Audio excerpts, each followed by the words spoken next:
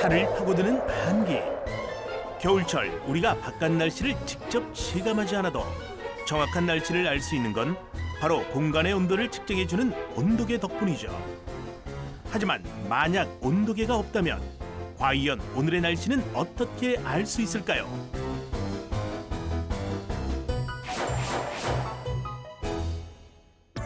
안녕하십니까. 생방송 띵뷰 뉴스의 김병욱입니다. 박진주입니다. 한겨울의 시작을 알리듯 한파가 밀어닥치고 있는데요. 오늘 아침에도 보니 정말 추웠거든요. 네. 옷을 꽤 껴입었는데도 불구하고 맹추위를 막아내지는 못하더라고요. 시민들의 출근길이 참 걱정됩니다. 네, 그렇습니다. 과연 오늘 날씨는 어떤지 현장에 나가 있는 박민성 캐스터 불러보도록 하겠습니다. 박민성 캐스터. 네, 오늘의 날씨 전해드리도록 하겠습니다. 저는 지금 중부지방을 대표하는 서울의 한 거리에 나와 있습니다. 여러분들에게 정확한 날씨를 전달해드리기 위해서 아침 일찍 나와서 날씨를 체감하고 있습니다. 겨울이라는 것을 증명이라도 하듯이 눈도 펑펑 내리고 있고요. 날씨도 굉장히 춥습니다. 오늘 나가실 때 옷을 따뜻하게 입으시길 바라겠습니다. 지금 추위를 체감하지 못하시는 분들, 오늘 날씨가 얼마나 추운지 예상을 못하실 것 같은데요. 제가 분무기로 바닥에다가 물을 뿌려보도록 하겠습니다.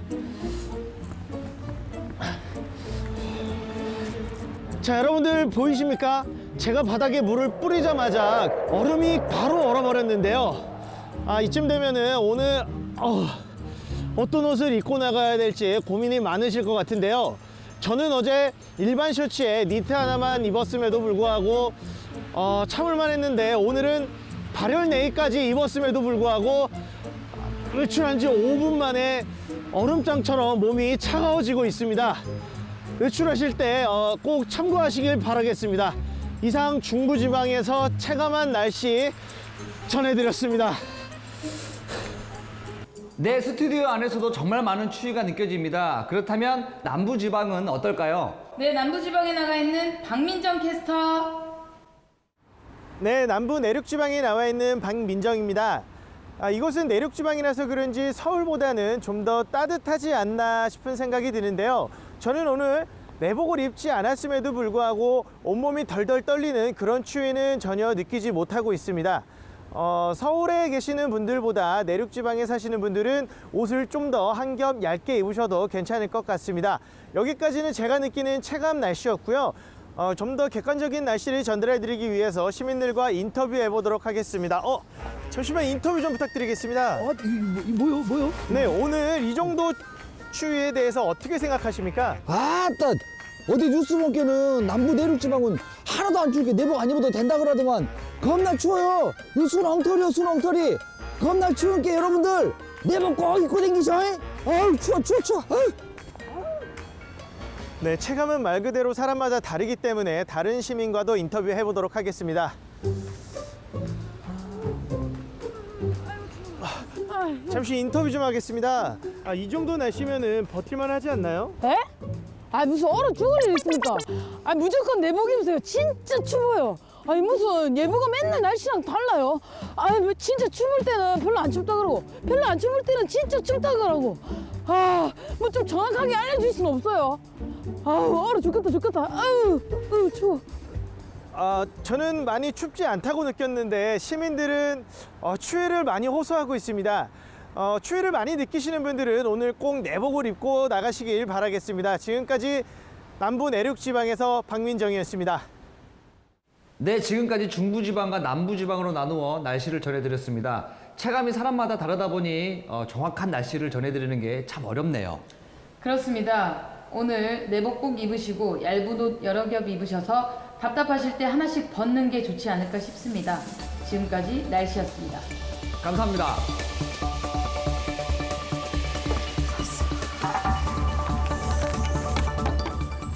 이 추위에 캐스터들 아침부터 나가서 고생했는데 오늘 날씨도 엉망이라고 말 나오는 거 아니야? 아니 도대체 체감만으로 어떻게 날씨를 측정하냐고요. 아니 온도를 좀 정확하게 측정해주는 그런 장치 없나? 그러게 말이야. 온도계가 없는 세상, 체감만으로 날씨를 전해야 한다면 우리가 시청하는 날씨 예보는 아마도 이렇지 않았을까요?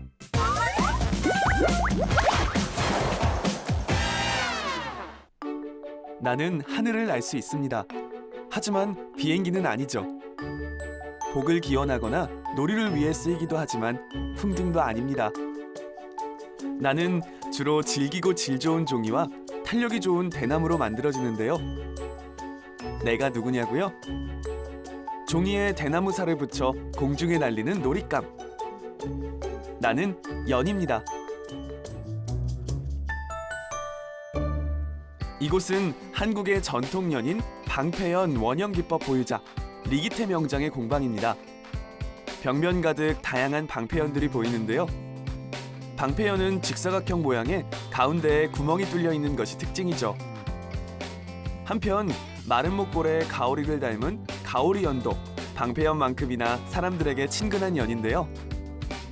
한국의 연은 언제부터 어떤 용도로 쓰여왔던 걸까요? 삼국사기에 전술용으로 사용했다는 것부터 유래가 되었습니다.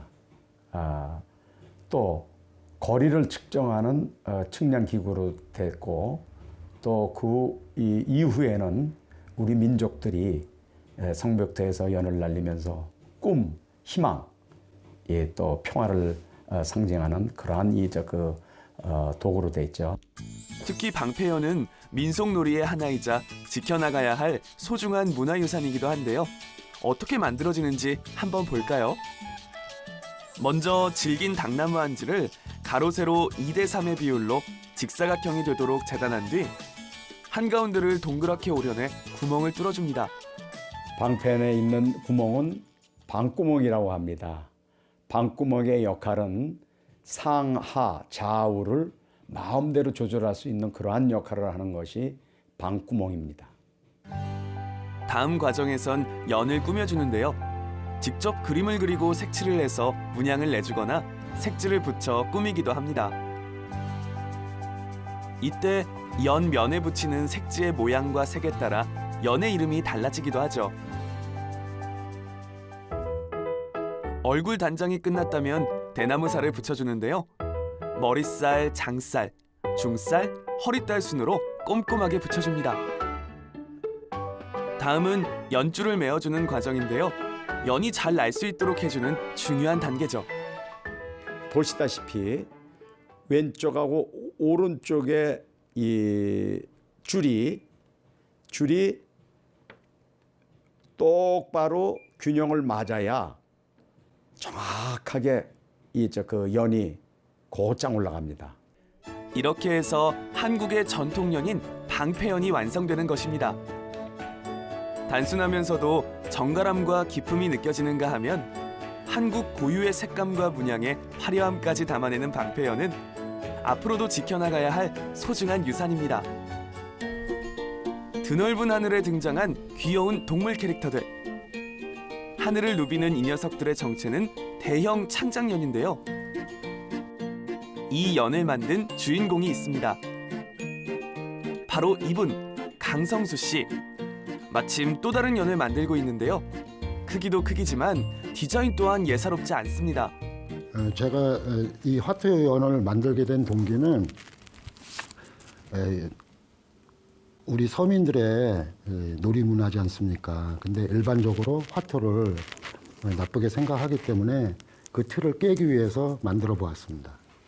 강성수 씨가 화투 시리즈로 만들고 있는 연은 방패연인 동시에 길이가 2m가 넘는 대형 창작연이기도 한데요. 그 제작 과정을 한번 볼까요? 먼저 직접 디자인한 도안에 맞춰 잘 찢어지지 않는 내구성이 강한 원단을 재단합니다. 그 다음 모양에 따라 잘라낸 천조각을 재봉틀로 하나하나 이어붙이는데요.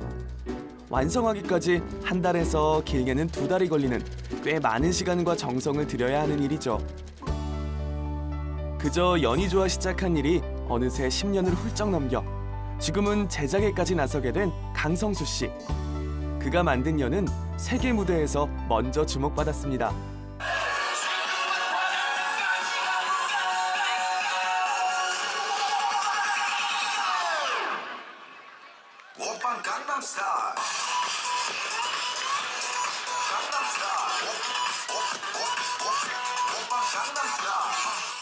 그리고 지금도 카이트 플라이어로 국내외 대회에서 활발하게 활동하고 있죠.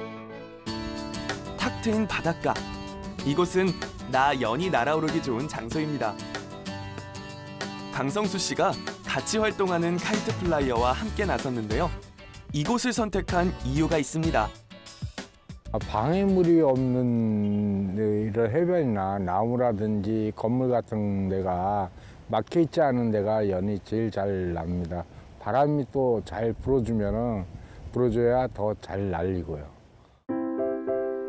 크기도 무게도 엄청난 대형 연을 하늘에 띄우기 위해 바람과 씨름하는 일은 늘 있는 일. 하지만 막상 사람의 손을 떠나면 마치 살아있는 듯 바람을 타고 하늘을 향해 훨훨 날아오르죠. 바람과의 힘겨운 씨름 끝에 드디어 하늘에 띄운 연을 바라보는 기분은 어떨까요? 그 창공에 연을 날리면은 뭔가 시원하고 새가 된 듯한 기분, 스트레스 다 해소하는 기분, 그게 가장 큰 매력인 것 같습니다. 바로 이런 매력 때문에 오랜 시간 사람들 사이에서 나 연이 사랑받고 있는 것이죠. 세대를 넘어 전해 내려온 전통과 날고 싶은 인간의 오랜 꿈이 담긴 나 연. 앞으로도 많이 사랑해 주세요.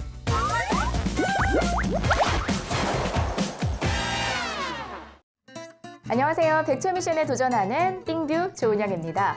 이번에는요, 우리나라의 고유한 민속 놀이 중에 하나인 연날리기에 대해서 살펴볼까 하는데요. 연이 바람을 타고 어떤 원리로 하늘을 날 수 있는지와 또 우리의 전통연, 바로 방패연의 과학적인 구조에 대해서 살펴보도록 할게요. 백초미션 도전!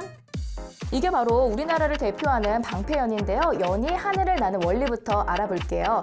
바로 이 연의 평평한 부분이 바람이 부는 방향과 수직으로 서게끔 하려면요. 이 연이 바람을 타고서 뒤로 밀려나게 되는데요. 그때 연줄이 이렇게 연결이 돼 있으니까 밀리면서 실이 팽팽해지겠고 연의 윗부분이 앞으로 살짝 기울게 됩니다. 그러면 이때 윗부분과 아랫부분에 공기 속도차가 발생을 하면서 압력차가 생기고 그리고 양력이 발생해 이 연이 위로 떠오르게 되는 거죠. 다시 말하면 연을 위로 떠오르게끔 만들어주는 양력과 또 연을 바람을 타고서 뒤로 밀려나게끔 하는 항력이 동시에 생기면서 연의 윗부분이 살짝 기울어진 상태로 위로 떠오를 수 있게 되는 겁니다.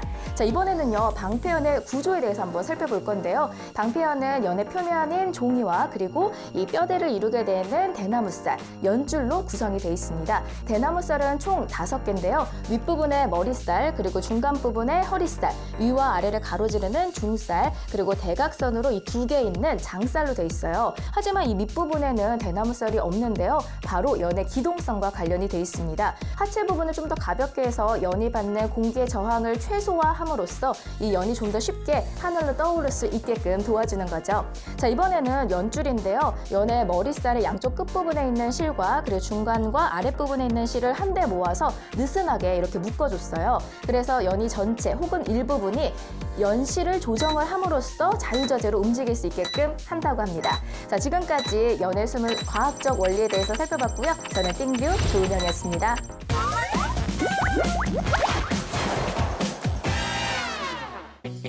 기계 장치를 조립하기 위해 필요한 사물. 십자 나사못은 뭉개지고 미끄러지는 일자 나사못의 불편함을 단번에 해소해줬죠. 과연 이 사물 속엔 어떤 이야기가 담겨 있을까요?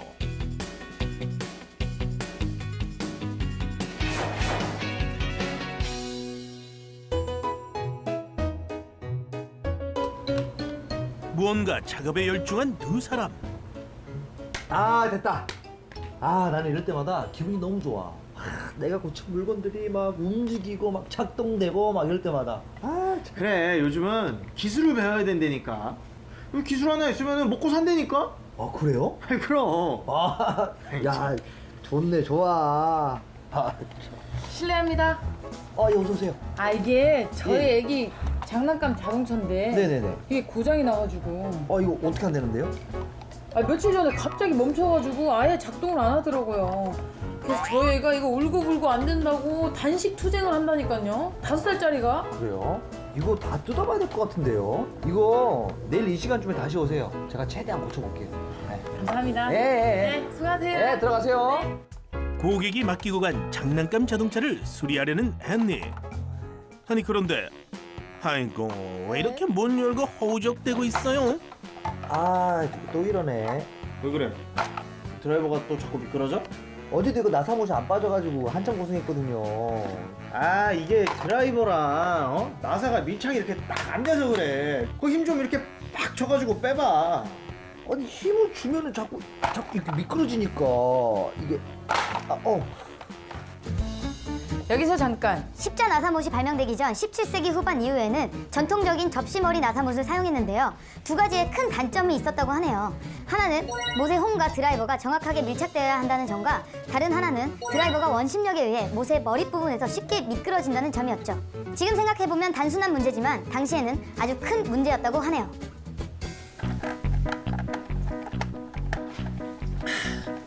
에?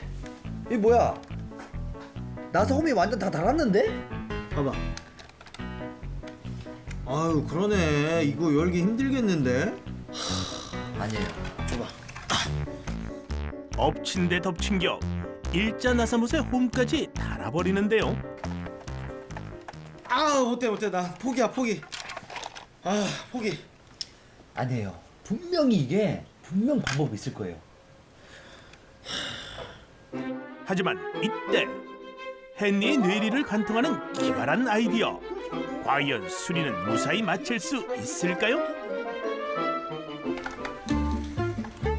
안녕하세요. 어제 그 맡긴 장난감 자동차 수리 다 됐나요? 아, 예, 오셨어요? 네. 아, 그럼요. 여기 있습니다. 우와. 이거 어떻게 하신 거예요? 제가 어떻게 했냐면요.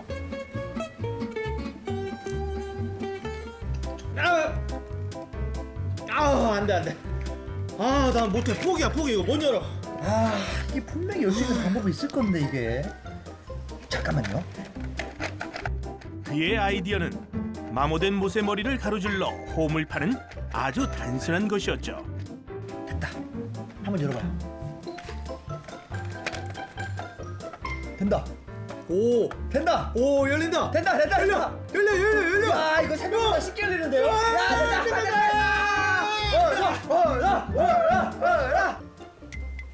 이렇게 됐다니까요. 우와, 진짜 대단하시다. 아무도 생각 못한 거를 아저씨가 생각하신 거 아니에요? 네. 와, 근데 의외로 간단하네요. 이걸로 특허 한번 내보세요. 감사합니다. 저 가볼게요. 예, 들어가세요.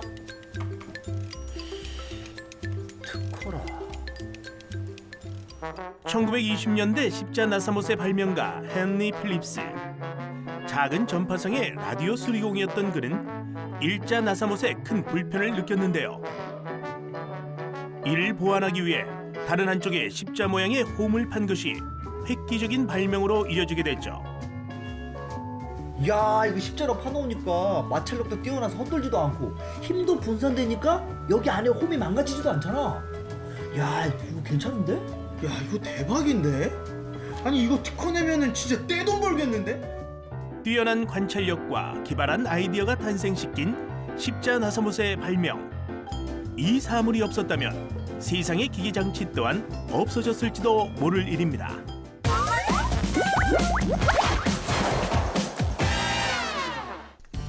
물속을 유유히 헤엄치고 신나게 춤을 추기도 하는 나.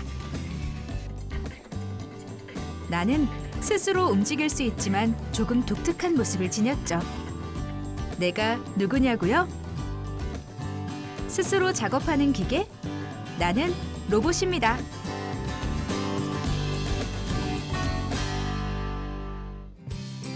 입구에서부터 만나볼 수 있는 나, 로봇. 로봇이란 스스로 작업을 처리하거나 작동하는 능력을 지닌 기계를 말하는데요. 특히 사람을 대신해 힘들고 어려운 여러 작업을 할 수 있도록 만들어졌죠. 이곳엔 어떤 로봇이 있을까요? 처음에는 이제 국내에 들어온 게 산업용 로봇을 이제 위주로 해서 들어오다가 그 이후에 우리 노브파크에는 그 엔터테인먼트 로봇인 그 게임 로봇, 그다음에 안내 로봇, 그다음에 그림 그리는 로봇, 변신 로봇이라든지 그다음에 그 전기 제어에 의한 물의 여정 이런 로봇들이 현재 설치되어 있습니다. 사실 산업용으로 쓰이던 로봇은 기계에 가까운 모습이었답니다. 2004년 국내 최초로 두 발로 걸을 수 있는 로봇인 큐보가 개발되는데요. 어느덧 인간의 모습을 담는 것을 넘어 기능까지도 비슷한 로봇들이 다양한 분야에서 쓰이고 있죠. 이 녀석은 그림을 그리는 로봇인데요. 펜을 쥔 채 무언가를 그리자 이렇게 귀여운 그림이 완성됐어요.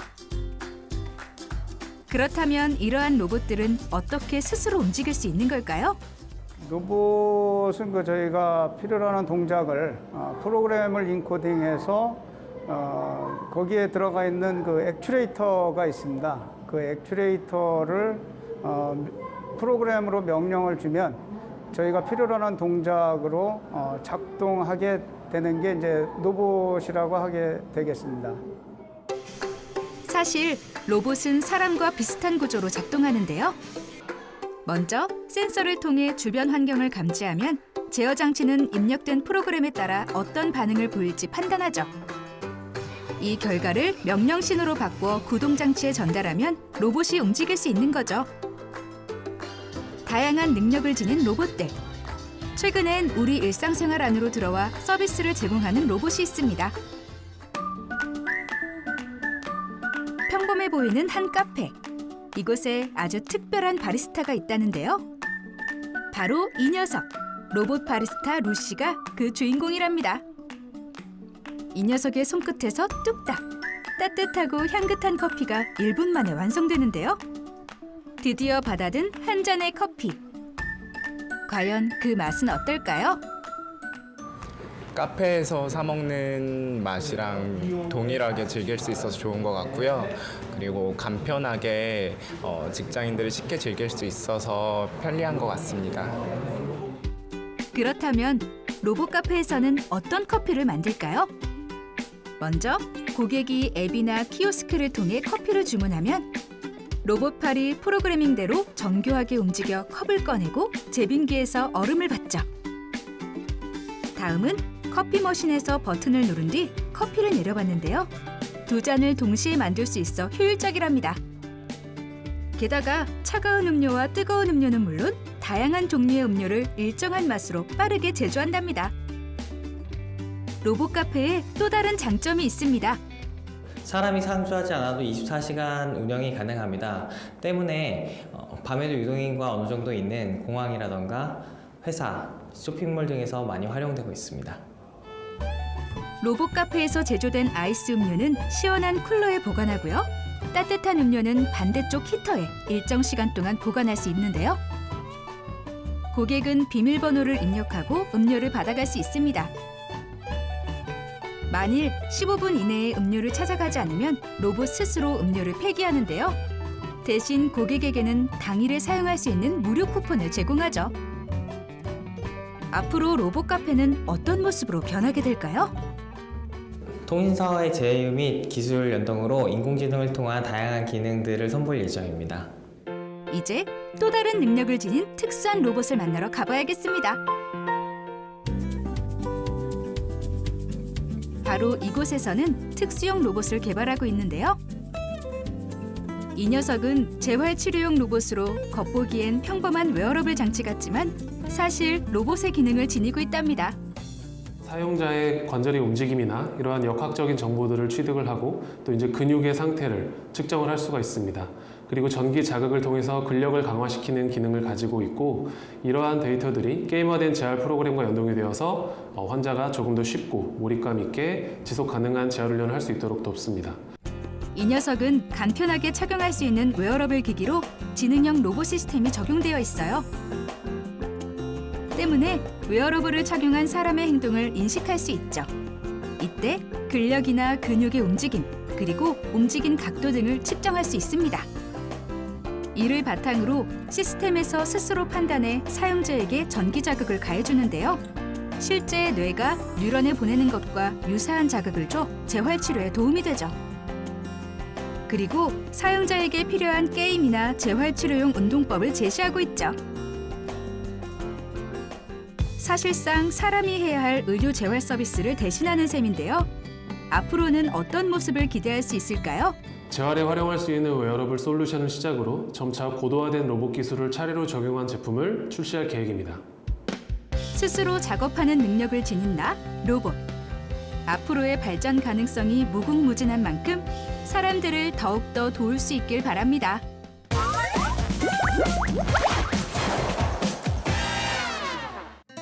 안녕하세요. 백초 미션에 도전하는 띵뷰 조은영입니다. 스스로 작업하는 능력을 갖춘 기계를 로봇이라고 하는데요. 이 로봇이 스스로 움직이게끔 하려면 프로그래밍, 바로 코딩이 필요하죠. 그래서 이번에는 코딩 교육용 로봇 모듈로 물체를 감지해서 스스로 작동하는 무드 등을 한번 만들어 볼게요. 백초 미션 도전! 간단한 블록처럼 보이는 이것들이 바로 코딩 교육용 로봇 모듈인데요. 제가 설명을 드리면 설정 모듈, 출력 모듈, 그리고 입력 모듈입니다. 얘를 다 합쳐가지고 이렇게 컴퓨터에다가 연결을 해주세요. 전용 프로그램을 사용해서 지금부터 코딩을 해보도록 하겠습니다. 적외선 램프에서 멀어지게 되면 LED에서 불이 좀 어두워지게끔 하는 동작 조건을 미리 제가 코딩을 해뒀고요. 그래서 이번에는 이 적외선 램프의 물체를 가까이 가게 되면 LED에 불이 들어올 수 있게끔 하는 코딩을 직접 해보도록 할게요. 자, if 조건 모듈을 이렇게 드래그를 해서 끌어와 주시고요. 그리고 적외선 모듈을 클릭해서 근접성이라는 프록시미티를 눌러주시고요. 조건은 크거나 같을 때, 그리고 수치는 60으로 한번 지정을 해보도록 할게요. 자, 이렇게 하면 조건이 완성이 됐고요. LED를 if 아래쪽에다가 달아주세요. LED 모듈을 커스텀 컬러 지정을 해줄 건데 전 노란 불빛을 내기 위해서 레드, 빨강에는 100, 그린에는 100, 그리고 블루는 0으로 설정값을 지정을 해줬습니다. 자, 이제 최종 업로드를 해주면 끝나요. 자, 펌웨어 업로드가 성공이 됐고요. 자, 이런 상태에서는 이제 모듈을 분리를 해서 배터리 모듈을 연결을 해주시면 돼요. 자, 이렇게 해서 휴즈 블럭을 아래쪽에다가 꽂아주시면 얘가 좀 더 단단하게 고정이 되거든요. 이렇게 눌러주시고, 자, 불투명한 종이로 만들어진 이 무드등 덮개를 짠 하고 씌워주시면 예쁜 무드등이 완성이 됐습니다. 손을 가까이 하면 불이 더 밝아지고요. 멀리 하면 어두워집니다. 코딩 교육용 로봇 모듈을 활용해서 예쁜 무드등. 떨지도 않고. 힘이 부산되니까. 아, 미안. 네, 남부지방에 나가 있는 박민정 캐스터. 예보가 맨날 날씨랑 달라요. 하지 마. 터지잖아.